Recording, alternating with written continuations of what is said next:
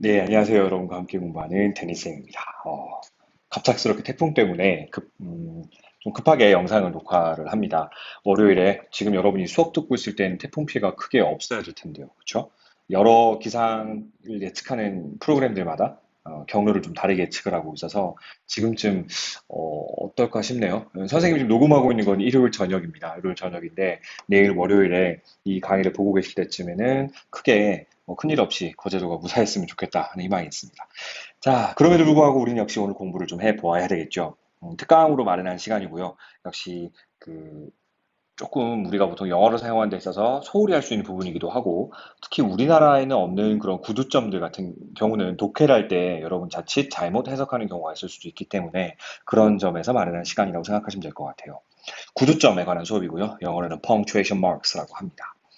우리나라 말에도 있는 구두점 같은 경우에는 그냥 간단하게 설명하고 넘어가면 될 것 같아서 크게 어려울 것 같지는 않아요. 근데 우리나라 말에 없는 구두점 같은 경우는 조금 예시를 통해서 이해를 해주실 필요가 있을 것 같습니다. 첫 번째 구두점은요, 우리가 이미 알고 있는 구두점이에요. period. 영어로는 period라고 하고, 혹은 뭐 full stop이라고도 부르는 겁니다.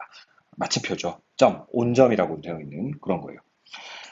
서술형 문장을 마칠 때 쓰는 겁니다. There's no place like home 같은 예문에서 보다시피 서술형 문장을 마칠 때 이렇게 period를 딱 찍어줌으로 인해서 이 문장 마치는 거야 라고 여러분에게 얘기해주고 있는 겁니다. 이건 뭐 당연한 얘기죠. 두 번째로는 직업이나 직책, 타이틀 뒤에도 붙여요. Dr. Smith, Mr. Lee, Ms. Kim 이런 식으로요. 그래서 우리가 보통 예전에는 Miss와 Mrs.로 여성분들의 경우 따로 외웠었는데 지금은 결혼을 하든 결혼을 하지 않든 관계없이 모두 Ms라는 용어를 씁니다. 이렇게 어떤 자, 직책 혹은 뭐 타이틀 이런 것들 뒤에다가 점을 붙여서 표시해 주는 것이라고 생각하시면 될 것 같아요. 그다음 우리가 보통 호텔에서 손님들한테 남자 손님들이라면 sir라고 표현을 많이 합니다. 약간 높여서 부르는 존칭이죠. 그럴 때 이렇게 점 찍어주는 거예요. sr 뒤에 점 찍어서 sir라고 표시합니다. 물론 이걸 sr이라고 읽진 않아요. sir라고 full name으로 읽습니다. junior 같은 경우도 마찬가지요. 뭐 로버트 다우니 주니어처럼 full name 뒤에다가 주니어만 갖다 붙이는 경우가 있어요. 아빠 이름이 로버트 다우니이고요. 아들 이름은 로버트 다우니 주니어. 이런 식으로 이름을 붙이는 경우가 종종 있습니다. 좀 구식 이름이긴 해요. 근데 사실은 어쨌든 주니어 이런 식으로 타이틀 뒤에다가 붙이는 점이라고 보시면 될 것 같아요. 자, 그다음 축약형을 쓸 때에도 우리는 점을 붙여 쓰는 경우가 많이 있습니다. 예를 들어 number one 같은 경우요. number라고 하는 건 영어인데 no라고 하는 거는 사실 영어의 약자는 아니에요. numero라는 이탈리아 혹은 라틴어의 약자라고 보시면 돼요. 그래서 no 다음에 점 찍어서 이것은 number라고 우리가 흔히 통칭해서 사용하는 거죠. example 같은 경우도 줄여서 우리는 ex 점 이렇게 표시합니다. 점이 있어야 돼요. 반드시 축약형을 쓸 때 점을 찍어주는 게 원칙이거든요. 근데 그렇다고 해서 우리가 읽을 때 ex 점 이렇게 읽진 않아요. ex period 이렇게 안 읽는다고요. example이라고 읽으시면 돼요. 자, 그 다음 나오는 표현 여러분 아세요? etc. 등등이라는 표현이고요. 우리는 etc period 이렇게 줄였습니다. 읽을 때는 역시 또 etc라고 읽지 않고요. etc라고 full name으로 읽어주셔야 돼요. 정부를 줄여서 우리는 gov라고 표시를 합니다. 물론 읽을 때에는 government라고 full name으로 역시 읽어주셔야 되고요.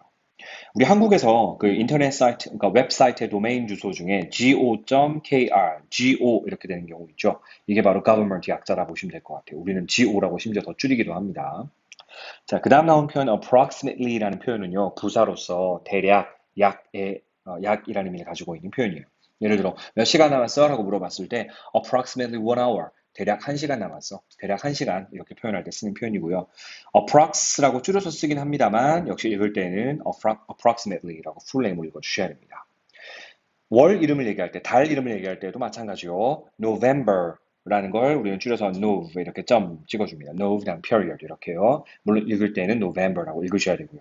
자, 몇 대 몇 할 때 그 대에 해당하는 라틴어 표현 versus라는 표현이 있습니다. 이 versus를 줄여서 우리는 vs period이라고 표시를 하고요. 역시 읽을 때는 vs가 아니라 뭐라고요? versus라고 읽어주셔야 돼요. 오케이. 자, 뭐 기본적인 거니까 우리는 바로 카마로 넘어가 보도록 하겠습니다. 자, 카마는요, 첫 번째 접속사와 함께 쓰여서 문장과 문장을 연결할 때 역할을 합니다.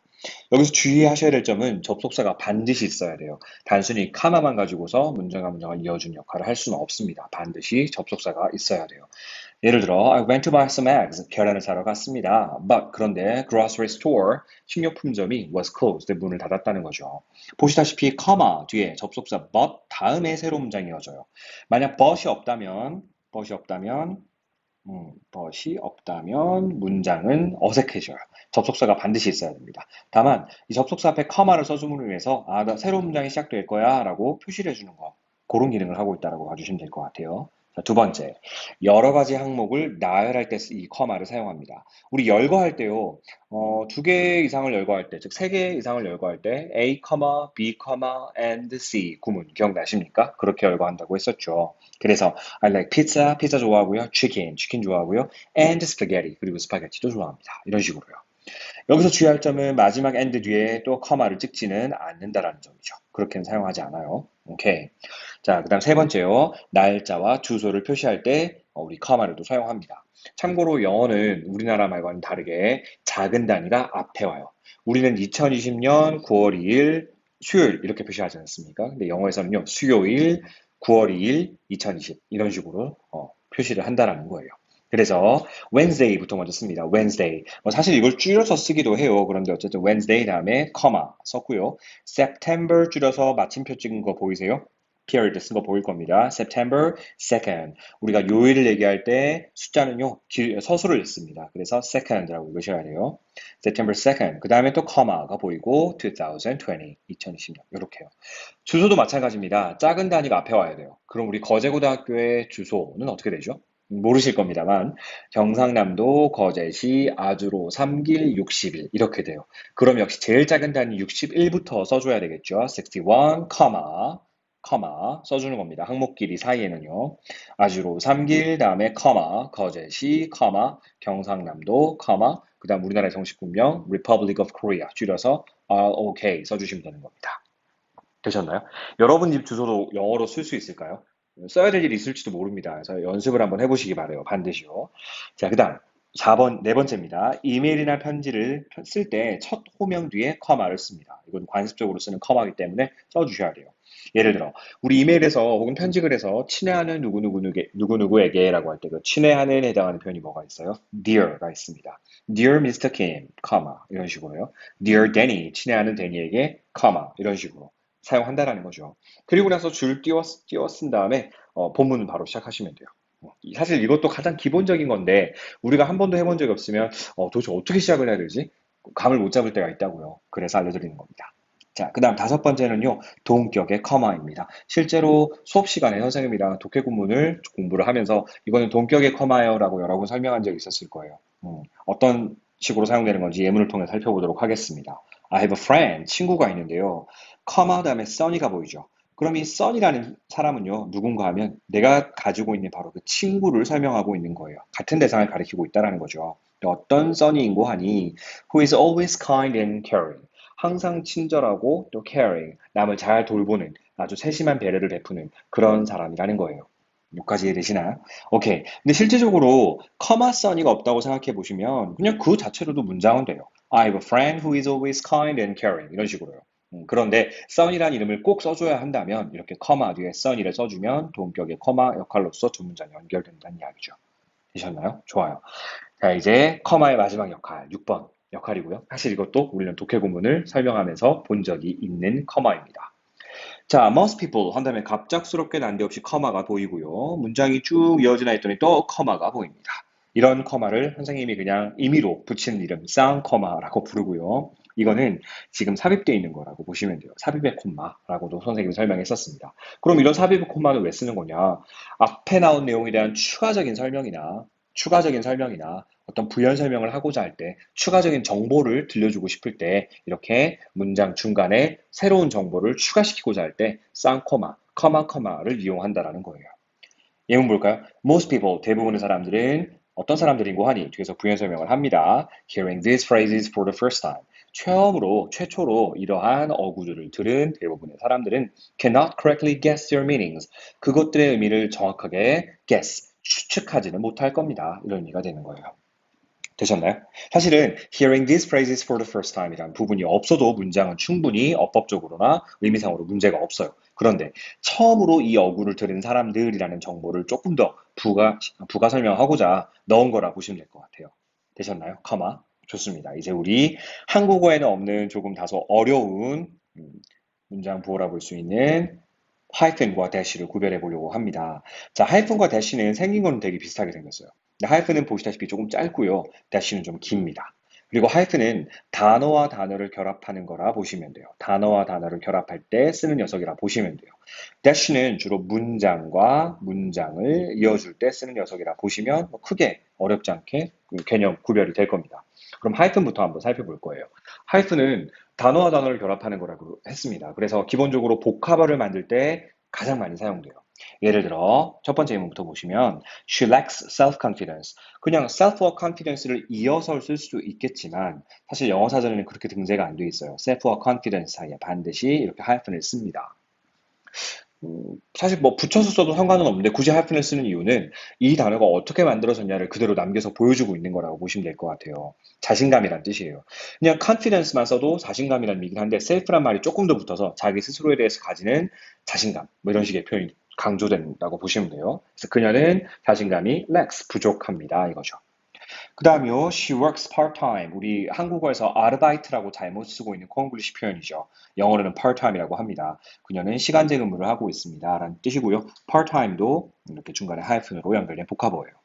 그 다음, my 5-year-old niece loves to sing 이라고 돼 있네요. 나의 5살 먹은 조카는 노래 부르는 걸 좋아합니다. 이거 선생님하고 했던 표현이니까 기억날 거예요. 5-year-old라는 표현이 이렇게 하이픈에 의해서 연결되어 있고요. 여기서 우리가 주의할 점은 5살이면 선생님 year가 아니라 years 써야 되는 거 아닙니까? 라고 물어볼 수 있어요. year가 아니라 years 써야 되는 거 아닙니까? 라고 물어볼 수도 있어요. 그런데 years라고 쓰지 않는 이유는 그렇죠. 이거는 지금 수량 표현이 형용사로 쓰일 때는 항상 단수 취급하거든요. 그래서 s를 쓰지 않는다라는 거 기억나십니까? 좋아요. 자, 이제 그 다음 예문 갈게요. My uncle, 우리 삼촌은, 나의 삼촌은 is very old fashioned, 굉장히 구식이라는 거예요.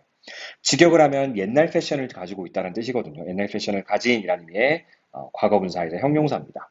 즉 구식의란 뜻이에요. 사고방식이나 이런 것들이 좀 옛스러운 방식을 지니고 있는 그런 걸 구식이라고 표현하죠. 그래서 old fashioned라는 표현을 씁니다. 던킨 도너츠 가시면 old fashioned라는 이름을 가진 도너츠가 있어요. 제가 좀 개인적으로 좋아하는 도너츠인데요. 말 그대로 옛날식의 도너츠라 보시면 돼요. 우리나라 옛날식이 아니라 미국의 옛날식 도너츠요. 혹시 뭐 던킨 도너츠 가실 일 있으시거든 꼭 한번 드셔보시길 추천드립니다. 커피에 찍어 먹으면 엄청 맛있는 도너츠예요. 자, 마지막 예문입니다. I have the best mother-in-law. 나는 최고의 mother-in-law를 가지고 있습니다. mother-in-law 좀 생소한데요. 엄마는 엄마인데 이렇게 in-law란 말이 하이픈에서 연결되어 있죠. 말 그대로 법적으로 맺어진 엄마라는 거예요. 어떤 엄마를 가리키는 거지? 혹시 재혼을 하셔서 새로운 어머니가 생겼나? 아니요. 새로 생긴 어머니는 stepmom이라고 합니다. stepmom, 계모를 얘기하는 거예요. 근데 mother-in-law라고 하는 건 그렇지. 결혼에 의해서 맺어지게 된 엄마. 선생님 같으면은 장모님이겠고요. 우리 와이프 입장에서는 시어머니 되시는 분이 바로 mother-in-law가 되는 거겠죠. 이렇게 단어와 단어를 결합할 때, 복합어를 만들 때 하이픈을 쓴다라는 겁니다. 정리되셨죠? 자, 2번 가볼게요. 연속모음이 따로 발음되는 걸 나타낼 때. 사실 우리 cooperate란 단어를 굳이 하이픈 없이도 연결하는 경우도 있긴 해요. 영어 사전에는 하이픈 없이 그냥 연결해 쓰는 경우도 있습니다만 실제로는 정확하게는 하이픈을 쓰는 게 맞다고 보는 사람도 꽤 많아요.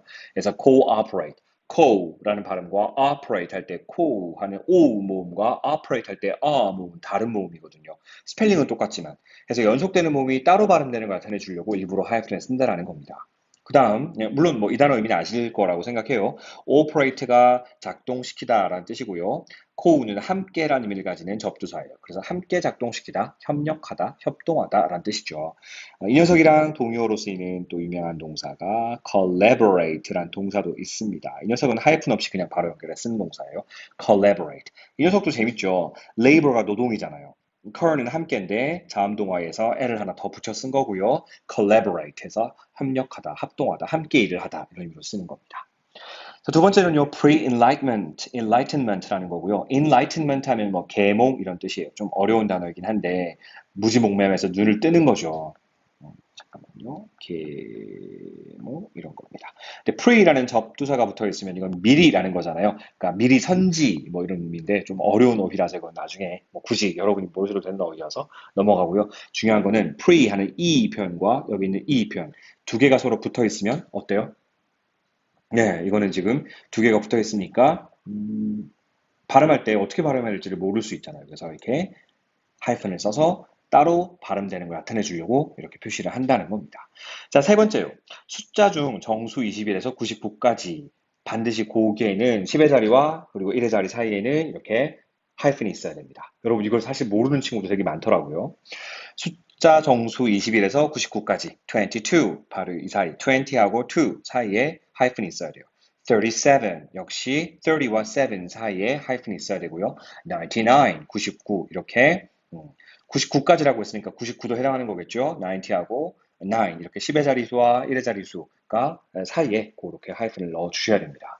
자, 네 번째는 분수 표기 시에 분자와 분모 사이에도 하이픈을 넣어 주셔야 돼요.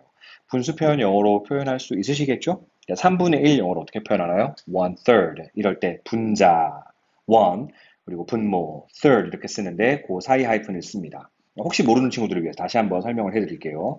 자, 이렇게 3분의 1과 같은 분수를요, 영어로 표현할 때는 분자를 먼저 씁니다. 1 이렇게요. 그리고 분모는 뒤에 서수로 써요. 서수라는 건 첫 번째, 두 번째, 세 번째에 해당하는 표현이 바로 서수라 보시면 돼요. 영어로 치면 first, second, third, fourth 이런 게 바로 서수라 보시면 돼요. 자, 그래서 3이니까 이거는 third로 표현해야 되겠죠.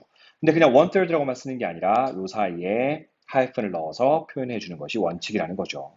아니, 물론 이거를 그냥 a third라고 표현할 수 있는데 이럴 때는 중간에 하이픈을 쓰지 않습니다. 그냥 a third라고만 표현한다는 거예요. 자, 그럼 3분의 2는 어떻게 표현해야 될까요? 3분의 2, 이걸 좀 바꿔서 표현해 볼게요. 일단, 기수가, 잠깐만요. 분자가 2니까 기수로 2 이렇게 표현해 주시면 되고요. 그 다음, 분모는 3이니까 그대로 third라고 표현하시면 돼요. 단, 분자가 2 이상일 때에는 복수로 보고 분모에다가 s를 붙이셔야 됩니다. 물론 분자와 분모 사이에는 하이픈이 있어야 되겠죠. 그래서 two-thirds라고 표현하는 것이 정석이에요. 밑에 보이시는 것처럼요. 되셨나요? 좋아요. 그 다음 2분의 1은 영어로 어떻게 표현할까요? 물론 뭐 one second, a second라는 표현도 쓸 수는 있겠는데 one second나 a second 하게 되면 약간 오해 소지가 있겠죠. 1초라고도 이해할 수 있지 않을까요? 그래서 영어에서는 보통 분수로 2분의 1을 표현할 때는 one half 혹은 a half라고 표현한다는 거예요. one half 할 때는 이렇게 하이픈을 넣고요. a half 할 때는 하이픈을 넣지 않은 거 확인할 수 있을 겁니다. 자, 그 다음 4분의 1을 영어로 어떻게 표현할까요? 4분의 1은, 네, 물론 1/4라고도 표현할 수 있어요. 그리고 4분의 1을 가리키는 영어 표현이 따로 있어요. quarter라는 표현이 있습니다. quarter. 해서 1/4 혹은 a quarter. 물론 a quarter. 거기에는 하이픈이 안 써져 있는 거 확인할 수 있어요. 이렇게 구별하시면 됩니다. 되셨나요? 오케이. 실제로 이 분수 표현이 많이 쓰이는 것 중에 하나가 금액 묻고 답할 때, 뭐, 얼마예요? How much is it? 이라고 물었을 때, a quarter. 라고 대답하는 경우가 있어요. 예? 갑자기 4분의 1? 이러지 마시고요. 4분의 1, 즉 1달러의 4분의 1이니까 25센트를 quarter라고도 하는 겁니다. 자, 그 다음 5번이요. 스펠링을 같지만 뜻이 다른 단어에는 이렇게 꼭 하이픈을 넣어서 강조하거나 다르게 쓰는 경우가 있어요. 사실 recover 읽을 땐 똑같은 단어예요. 그런데 하이픈을 쓰고 안 쓰고에 따라 의미가 완전 달라집니다. 하이픈을 쓰지 않으면 우리에게 익숙한 단어예요. 회복하다라는 뜻이에요. 그런데 하이픈을 쓰게 되면 이 re라는 접두사가 가지고 있는 의미, 고유 의미가 다시 살아나요. 우리 re가 가지고 있는 의미가 뭐가 있는데요? 첫 번째 의미는 다시라는 뜻이고요. 두 번째는 뒤로라는 뜻이 있어요. 이때 뒤로란 단어는 사실 retro란 단어의 약어라고 보시면 돼요. 들어보셨어요? 레트로가 유행하고 있다. 이런 표현. 레트로는 뒤로란 뜻이에요. 다시 뒤로 돌아가는 거죠. 근데 여기서는 지금 다시 뒤로 중에 recover. 원래 cover의 의미가 뭐죠? 덮다. 그러니까 이거는 회복하는 것이 아니라 다시 덮다의 의미로 쓰일 때에는 이렇게 하이픈을 써서 구별해 주어야 한다는 겁니다. 정리되시죠? 좋아요. 이제 우리 dash로 한번 넘어가 보도록 하겠습니다. dash라고 하는 건 아까 선생님이 우리 하이픈과 구별하기 위해서 문장과 문장을 이어주는 것이다 라고 설명했었고요. dash는 크게 두 가지가 있어요. 한쪽 방향으로만 있는 단방향 dash가 있고요.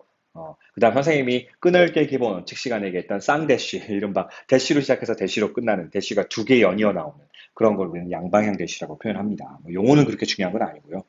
단방향 대시 같은 경우는 커마를 대신에 쓰는 경우라 보시면 돼요. 근데 커마를 쓸 자리에 굳이 대시를 쓰는 이유는 커마 쓰는 경우보다 이 대시를 쓰게 되면 물론 그래서만 가능한 표현이겠지만 독자의 주의를 다소 환기시켜주는 강조 효과를 띠게 돼요. 그냥 커마 쓰는 것보다 대시를 쓰면 좀 더 강조의 효과를 띠게 됩니다. 밑에 보시면 many people have been driven out of the country. 많은 사람들이 그 나라로부터 추방당했대요. 우리 drive라면 운전하다라는 의미도 있는데 보통 이게 몰고 가다 이런 의미가 있어요. 그래서 많은 사람들은 몰아짐을 당한 거예요. Out of the country니까 나라 밖으로. 쉽게 말하면 추방당한 거죠. 자, 그런 다음에 대시가 쓰여 있습니다. 대시가 혼자 딸랑 쓰여 있고 문장 뒤에는 끝났죠. period가 오면서 끝났습니다. 이건 단방향 대시예요. 그런데 이제 말 그대로 앞문장에 대한 부연 설명을 하고 있는 거라 보시면 돼요. The majority, 사람들이 나라로부터 쫓겨났는데 다수는 heading to Europe, 유럽으로 향했다는 거죠. 이 head가 동사로 쓰이면 향하다라는 의미가 있는 것도 기억해 두시면 될 것 같아요. 됐나요? 오케이. 자, 2번. 양방향 대시로 가볼게요.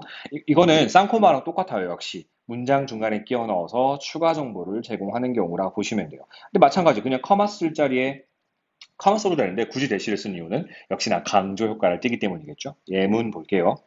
Although this is true, 물론 이게 사실이지만, 비록 이것이 사실이라 할지라도, there are some animals, 어떤 동물들이 있다는 겁니다. 근데 어떤 동물들이요? 갑자기 난데없이 뒤에 대쉬가 보이죠? 또 대쉬가 보입니다. 가로로 묶고 나면 사실은 시간이 없으면 쌍대쉬는 빠뜨려 놓고 해석해도 된다고 했었어요. 그러니까 빼놓고 해석을 한번 해봅시다. 동물들이 있는데 어떤 동물들? must depend on others. 다른 동물들에게 의존해야만 되는 그런 동물들이 있다라는 거예요. 근데 중간에 보시면 우리 쌍대시 사이에 있는 문장 마저 해석을 해보면 unable to use their environment. 그들의 환경을 사용하지 못하는 그런 동물들을 얘기해주고 있는 겁니다. 추가적인 설명을 하고 있는 그런 부분에서 이렇게 상대시를 사용한다라는 거예요.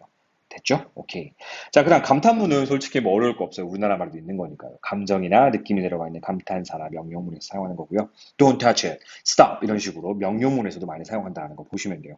근데 우리가 실수하는 것 중에 하나가 이 이메일이나 공식적인 글에서 느낌표를 쓰잖아요. 그럼 약간 무례해 보여요. 되게. 그래서 전문적인 글이라든지 논문 같은 거, 에세이 같은 거 공식적인 이메일에서는 사용을 자제하시는 게 좋습니다. 선생님도 미국에서 이제 에세이를 쓸 때 좀 강조하기 위한 목적으로 느낌표를 쓰고 이랬던 적이 있었거든요. 근데 교수님이 자제하라고 하시더라고요. 좀 별로 좋지 않다라는 거죠. 객관성이 떨어져 봅니다. 자, 이제 우리 한국인들에게 좀 어려운 문장 보호로 넘어갈 겁니다. 콜론과 바로 세미콜론 두 가지 구별해보는 걸 해볼 건데요. 좀 어려워요, 이게. 일단 콜론부터 보겠습니다. 콜론은 문장 보호가 어떻게 생긴 거냐면 이렇게 생긴 거예요. 땡땡 이렇게 생긴 겁니다. 공교롭게도 전부 앞에 콜론이 있었어요. 이 콜론은 보통 어떨 때 쓰냐면 목록을 나열할 때 써요. 목록을 열거할 때. 앞에 어떤 개념이 딱 설명이 되고 그 개념에 대한 음, 개념 안에 속해 있는 하위 그 개념들을 쭉쭉쭉 다 설명하고자 할 때 이 콜론을 씁니다. 예를 들어, You've got two choices. 너는 두 개 선택권이 있어. 그럼 그 뒤에 두 개 선택권이 다 나와야 되잖아요. 그럴 때 바로 이 세미콜론이 아니라 콜론을 쓴다라는 겁니다. 세미콜론과의 가장 큰 차이점은요. 이 자리에도 세미콜론을 쓸 수는 있어요. 근데 세미콜론은 앞에 나온 개념이 예를 들어 A 개념이라고 쳐볼게요. 뒤에 나온 개념보다 반드시 클 때 세미콜론을 씁니다. 됐나요? 반면에 컬러는요, 앞에 나온 개념과 뒤에 나온 개념이 1대1로 매치해야지 쓸 수 있는 개념이라 보시면 돼요. 가장 큰 차이점 바로 그거예요. 자, 그럼 여기서 콜론을 썼습니다. 두 가지 선택권이 있다고 했으니까, 그럼 콜론 뒤에는 반드시 두 개가 나와야 돼요. 나와 있네요. Take it or leave it 이란 표현이 있습니다. 많이 쓰는 표현이에요. Take it, 받아들이든지, or 아니면 leave it, 떠나든지. 받아들이든지, 아니면 싫으면 가든지.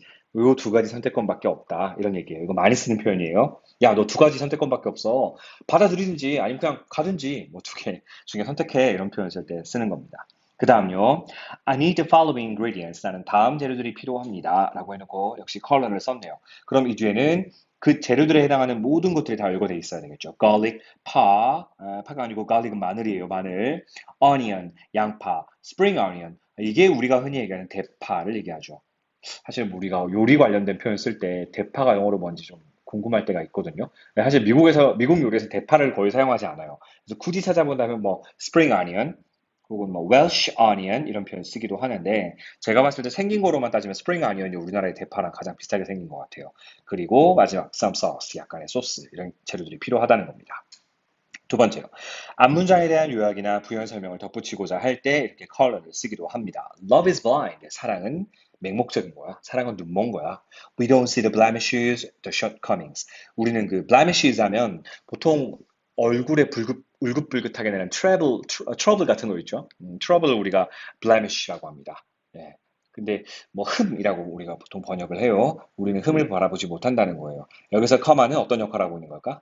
앞에서 본 동격의 커마 역할을 하고 있는 거죠. shortcomings, 이게 바로 결점이란 뜻이에요. 흠이나 결점 같은 것도 우리는 바라보지 못한다는 겁니다. 사실 사랑에 빠지면 아무것도 안 보이죠. 음. 세 번째요. 다른 사람이 한 말이나 어떤 대화 내용을 가져와서 제시하고자 할 때 우리는 이 컬런을 쓰기도 합니다. 물론 이 컬런 자리에 커마를 쓰기도 해요, 사실은. My teacher always said. 우리 선생님은 항상 말씀하셨어. 컬런 혹은 지금 보는 것처럼 커마 쓰셔도 상관없어요. Always be on time. 항상 시간을 지켜라. 이런 표현입니다. 사실 둘 다 쓸 수 있는 거라고 보시면 돼요. 자, 이제 세미콜론입니다.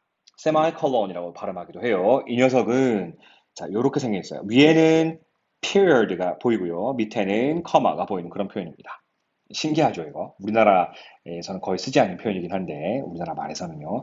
자, 요 문장 보호 같은 경우는 일단은 아까 전에 본 것처럼 열거할 때 쓰기도 해요. 선생님 표시는 안 해두었습니다. 위에서 설명을 했기 때문에 열거할 때 쓰기도 하는데 앞에 나온 개념이 뒤에 나온 개념보다 클 때, 즉 앞에 나온 것이 상위 개념이고 뒤에 나온 하위 개념을 다 열거하는 것이 아니라 하위 개념 중 일부만을 열거할 때 이렇게 세미콜론을 쓰기도 합니다. 그런데 이제 그 다음에 나와지는 추가적인 내용들을 좀 더 살펴볼게요. 두 문장이 관계성, 특히나 인과관계가 있을 때 커마를 쓰는 경우가 있어요. 예를 들어, Class has been canceled today. 오늘 수업은 취소됐어. 사실 이 자리에 마침표 찍어도 상관없었어요. 근데 세미콜론을 썼네요. 그 뒤에 Professor Kim was sick. 아, 두 문장의 관계가 인과관계죠. 수업이 취소됐는데 김 교수님께서 아프셨기 때문에 이거 이유잖아요. 이렇게 인과관계가 성립하는 두 문장 사이에 이렇게 세미콜론을 쓰는 경우가 있다는 겁니다. 되셨나요? 자, 그 다음 두 번째. 두 번째 경우는 되게 특이한 경우인데요. 단어 혹은 구, 절이 이미 쉼표를 쓰고 있는 경우 그 쉼표, 커마 대신에 사용한다는 겁니다. 예를 들어, relatives at my birthday party. 자, 그러니까 내 생일 파티에 친척들이죠. 친척들은 included, 포함했는데 my sister, Jenny. 일단 이때 커마는 동격의 커마라 보시면 돼요. 내 여동생 제니. 그 다음 또 열거를 해야 되는데 커마가 이미 한번 쓰였으니까 여기 또 커마 쓰면 헷갈릴 거잖아요. 그래서 세미콜론으로 대체한 겁니다. My brother Jack. 그 다음에 또 세미콜론. My cousin. 다음에는 커마 Daniel. 전부 동격의 코마 쓰고 또 코마 쓰면 중첩이 되니까 헷갈릴까 봐서 이렇게 세미콜론으로 대신 쓰고 있다라는 거죠. And my grandmother Kelly 이런 식으로요. 되셨나요? 세 번째 경우요. 사실 여러분이 수능 독해 지문 공부하다 보면 이 세 번째 경우를 굉장히 많이 맞닥뜨리게 되실 거예요. 역접연결어 but을 대체해서 사용하는 경우도 굉장히 많습니다. 예를 들어 she is not only a politician. 그녀는 자, not only가 보이는 순간 우리 머릿속에는 딱 가동되는 수거 not only A but also B라는 수거가 떠오를 겁니다. not only까지는 알겠어요. 정치가일 뿐만 아니라 근데 but이 안 보이네. 방금 뭐라고 했나요? but 대신에 세미콜론 쓰기도 한다라고 얘기했죠. 그래서 세미콜론을 썼고요. also가 남아있네요. 근데 사실 also는 생략도 가능한 표현이기 때문에 가끔 문장 해석하다 보면 she is not only a politician, semicolon, a poet 이런 식으로 쓰여 있을 수도 있습니다. 네, 독해, 즉 해석을 하실 때 그냥 세미콜론만 있다고 해서 이거 어떻게 해석해야 되지 고민하실 필요가 없어요. 이거는 but을 대체하는 표현이니까 그녀는 정치가일 뿐만 아니라 시인이기도 합니다. 라고 해석해 주시면 되는 겁니다. 됐죠? 자, 이제 뭐 어려운 거 안 남았어요. 두 개 남았네요. apostrophe하고 quotation marks 남아 있습니다. apostrophe는 우리 중학교 때 이미 배웠던 거예요. 이렇게 생긴 녀석이요. 자, 이거 언제 쓰는 거죠? 일단 기본적으로 3번부터 먼저 볼게요. 소유격을 나타낼 때 씁니다. Danny의 guesthouse, Danny's guesthouse 이런 식으로요. 소유격을 나타낼 때 주의해야 될 점은 이렇게 이미 명사가 복수 형태로 s로 끝나 있는데 또다시 apostrophe s를 쓰면 발음상 겹쳐버리잖아요. 그래서 이럴 경우는 s를 쓰지 않고 apostrophe만 쓴다라는 거예요.